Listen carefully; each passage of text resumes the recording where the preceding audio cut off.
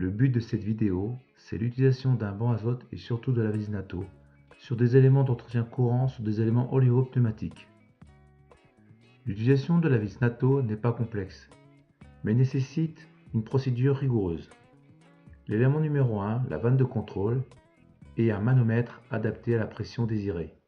Un ensemble de tuyauteries branchées sur la vanne de contrôle pour le remplissage et la purge. Dans un premier temps, branchez la tuyauterie au banc azote, puis l'autre tuyauterie à l'extrémité de l'équipement. Respectez la procédure décrite dans le manuel d'entretien. Ouvrez le robinet A de la vanne de contrôle doucement. Fermez le robinet A et ouvrez le B de la vanne de contrôle. L'air sortira par le tuyau numéro 3. Cette opération permet de vérifier que la pression du banc est correcte et qu'elle est suffisante pour le gonflage de l'équipement. Pensez à maintenir l'embout libre lors de la purge pour éviter qu'elle bouge dans tous les sens et le liquide hydraulique qui pourrait s'y échapper. Desserrez d'un tour et demi l'écrou du clapet de la valve de gonflage qui est sur l'équipement.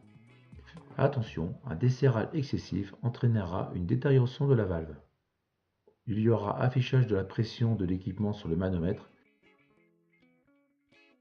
Ouvrez le robinet A de la vanne de contrôle doucement pour notamment éviter une augmentation importante de la température de l'air. On ajustera la pression qui est prévue dans le manuel. Attendre que la pression soit stabilisée, réajuster si nécessaire. Fermez le robinet A de la valve de contrôle, resserrez l'écrou du clapet de la valve de gonflage aux coupes préconisées dans le manuel afin d'éviter de l'abîmer. Ouvrez le robinet B pour purger l'air de la tuyauterie. Attention, pensez à bien maintenir l'embout libre.